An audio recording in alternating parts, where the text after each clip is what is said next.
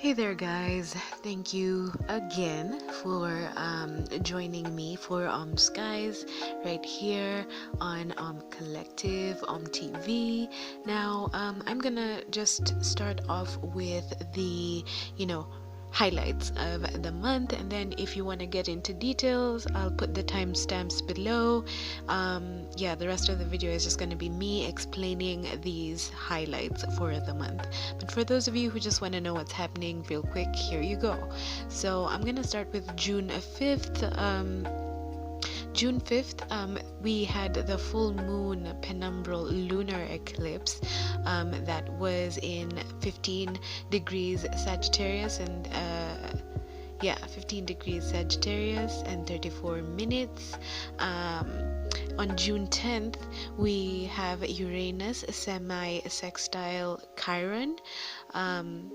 Then we have on June the 13th a quarter moon, which shall be in the sign of Pisces. That's going to be 22 degrees in Pisces and 42 minutes. Oh yeah, by the way, before I continue, I'm saying the degree placements for those of you who want to check how it aligns with your birth chart, but for those of you who do not even know what that means, don't you worry. So continuing on, June 18th, Mercury Retrograde is going to be in Cancer, 14 degrees and 46 minutes. June 20th, we have the Sun entering Cancer. Cancer is your birthday season begins. On June 21st, we have the new moon in Cancer, as well as an annular solar eclipse in Cancer. So that's going to be a super intense day. On June 23rd, we have a Neptune retrograde in Pisces. That's going to be 20 degrees Pisces, 58 minutes. On June 25th, we have Venus direct. Finally, Venus is going to go direct. So if any of you have been trying to make any financial decisions or romantic decisions, this is the day for you. It's going to go direct in the sign of Gemini. June 27th, we have Mars entering Aries. Aries gang, I'm sure you're pleased about this because Mars is at home in Aries. Aries is at home in Mars. And then on June the 28th, we have a quarter moon in Libra, 7 degrees, 6 minutes. Then to end the month, we have Jupiter conjunct Pluto. Jupiter is still retrograde in Capricorn, and that's at 24 degrees and 7 minutes. And Pluto as well is retrograde in Capricorn too at 24 degrees and 7 minutes. For those of you who are curious about these degrees and minutes, I call them out because if you check them out in your chart, they will let you know how these planetary placements affect you according to where those degree placements are in your chart. If you're interested, you can check out the link below. I offer astrological services, so I can help you figure that out. Otherwise, there are also many resources online where you can check out your transits, and it's way faster.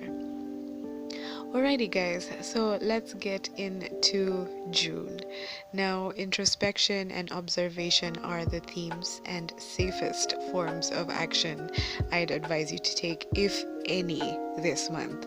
Because one thing's for sure, June is for learning and discoveries. I repeat, June is for learning and discoveries.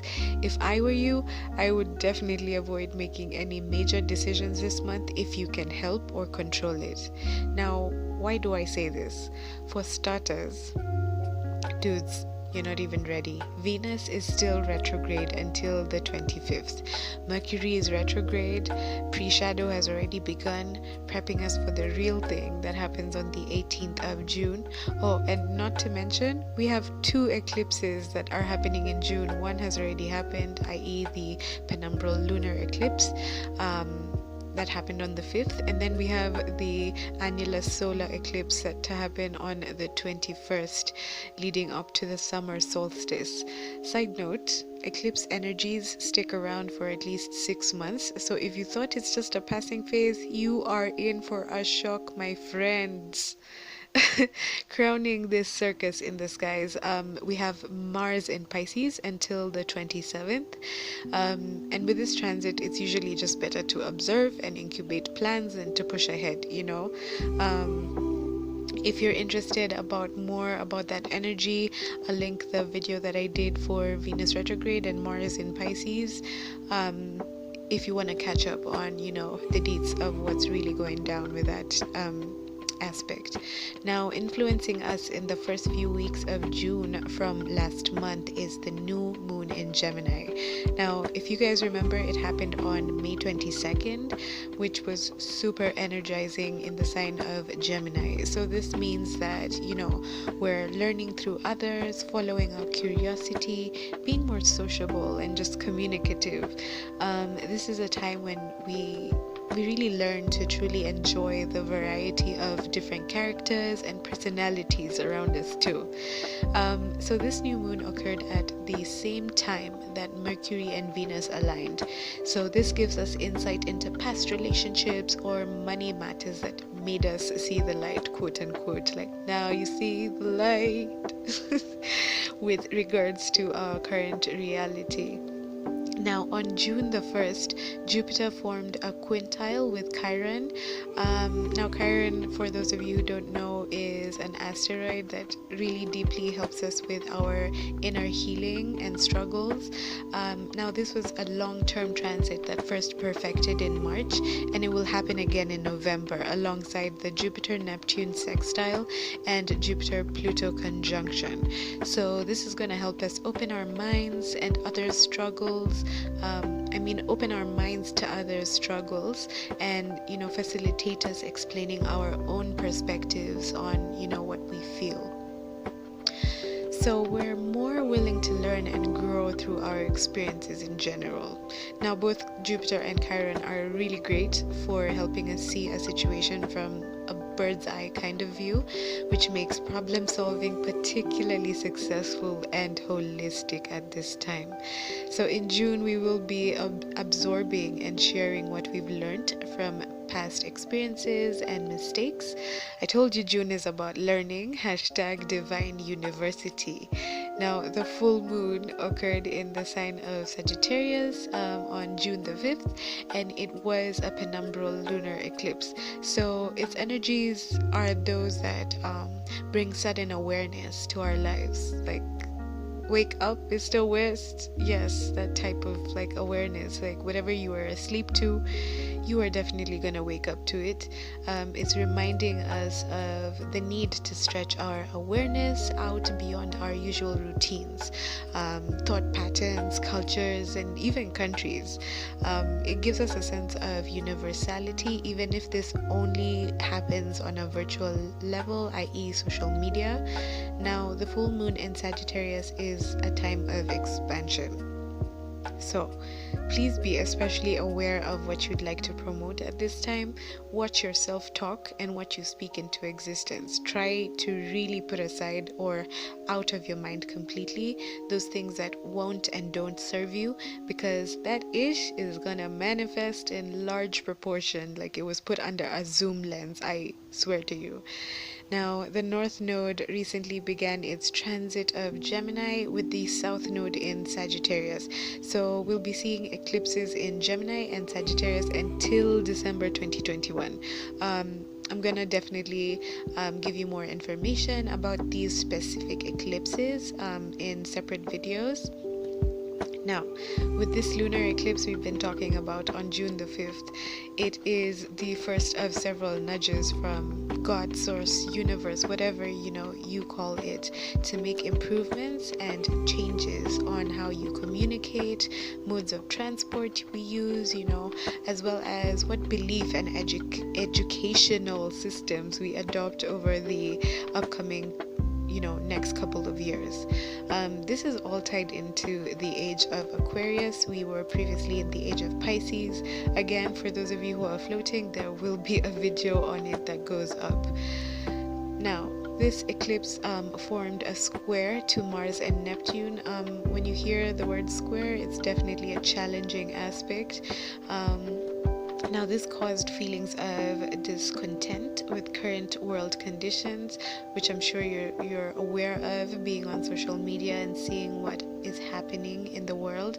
But it's definitely motivating us through unrest to begin making important changes. Side note, for those of you who saw I wanted to do a live video, this is what I wanted to talk about. But I digress. Mercury goes retrograde on the 18th in the sign of Cancer until August the 4th. So this is a repeat of the same type of energy which happened in June, July of 2013. So if you want signs for what to expect to work through during this time, just think back to that particular time, June, July 2013, and evaluate how you made decisions and what impact those decisions have on your life right now. Now, Mercury is in Cancer, so it's an ideal time for you to get in touch with what nurtures you and what feeds your spirit. Emotional communication is more often than not less valued compared to a rational approach in our society, as you know. So now is the best time to explore your more intimate, sympathetic, and emotional side and how it affects your decision-making process. Now, Mercury entered its pre-shadow phase on the 2nd, so note that any complications or issues that you encountered, conversations and projects that you started on the 2nd of June are going to likely come up for review later on in the month. That's just a heads up. So prepare to be taking many trips down memory lane this June. Now, the new moon on the 21st of June will also be in the sign of Cancer, and double whammy, we're going to be experiencing a solar eclipse on the same day. So this is going to be bringing us a chance to start life on a clean slate. Now, while it's occurring close to the summer solstice, and it has a new beginning type of energy, it's the last new moon in the series of eclipses that have been falling along the Cancer Capricorn sign axis since 2018. Now, since the North Node and the South Node of the Moon moved into Gemini and Sagittarius, then now we are moving into that transition. You copy? Copy. Cool. So, although we have one more eclipse in that set, which is going to happen in July, with this energy, the universe is nudging us to pay attention to our intuition, our deepest needs and feelings, and to recognize the importance of our family, or what you consider to be family, your tribe, your personal circle of friends. Now, it's also a time for getting in touch with your vulnerabilities and your need for real intimacy. So, flaws in important systems in our day-to-day lives are going to be revealed during and around the time of the eclipses. So a lot that was hidden or disguised will come to light, guys. So all of the questions that you may have, whether it's to do with certain institutions and systems that rule our everyday lives, the light is definitely coming to take back everything the darkness stole. Shout out Ariana, who also happens to be a Cancer. Anyway, Lord, I have so much Gemini energy right now, but I'm loving it. So something is coming to an end in order for something new to take center stage. We may be called as a collective to give up some things that have been holding us back, that haven't really been serving us, in order to move forward into a new chapter in our lives. Now, chaos has to occur for the birth of any new thing. The universe was created out of chaos. When our mothers gave birth to us, there was chaos. So, I'm not saying that, that it lowers anything that we're going through right now, or dampers. I'm not trying to damp down anything, but just to kind of give you a perspective for you to kind of, breeze through these times, because we all need a bit of a break and a bit of hope. Now, on the 23rd of June, Neptune is going to go retrograde in the sign of Pisces. Now, this will definitely cause a temporary loss of inspiration as you realign your dreams and wishes with what's going on inside of you. So remember, retrogrades are all about just you going within. Now, the retrograde cycle itself, which is going to last until November the 28th, suggests a time of taking in, receptiveness and a bit of indecisiveness, as I said earlier. So it can be a time of feeling in limbo, but it will definitely be a time of great inner discovery. So those of you who have no idea who you are and what you want with your life and your dreams and wishes, this is the time for you. Now, Venus is turning direct on the 25th. Hallelujah. Venus began its retrograde on May the 13th at 21 degrees Gemini, and the post shadow is going to end on July the 28th or 29th, wherever you are in the world. Now, this retrograde is giving us the chance to look over, review our affections, relationships, and finances. So, wherever you're feeling us kind of slowing down with that, it's because you are being brought to a position of questioning and reevaluating projects that you're working on or commitments that you are in during this cycle. Venus formed an inferior conjunction with the Sun, known fondly as the Venus rebirth to astrologers, on June the 3rd. So this energy is kind of similar to a new moon, except that it marks the beginning of a new Venus cycle. So this causes a domino effect on relationships and financial issues that need to be paid attention to, specifically ones that have been not paid attention to. Be warned that fateful events concerning these areas can occur at this time, because we are symbolically in the dark during retrogrades, because they offer us a time and chance really, to look over and review those areas that planet dominates. So because Venus rules affections, relationships, and finances, we're definitely being allowed to catch up on our hearts, with our hearts on those matters. So Venus will come out of its post-retrograde shadow when it enters the degree of Gemini, at which it originally turned retrograde. That's on July 28th, 29th. Now, Mars is entering Aries on the 27th of June, which is generally a feel-good transit because Aries is at home in Mars, although surrounding conditions can find us feeling held back a little. Even so, we are going to definitely be anxious to seize the day, and we'll also notice some obstacles, that we've been facing finally lifting. So it's excellent energy for self-drive and motivation, but not so much for patience. Fortunately, the Jupiter-Pluto alignment on the 30th of the month will help us focus on things that we need to get done. So if you can hold off situations that require patience from the 27th to the 30th, please do. You should be good. Now, Jupiter will align with Pluto on the 30th, as I said, for the second of 3 perfections this year. So this long-term transit first happened in early April, and it will perfect again in November, following alongside the Jupiter-Neptune sextile and Jupiter-Chiron quintile I mentioned earlier on. Now, the Jupiter-Pluto alignment is a power boost, basically.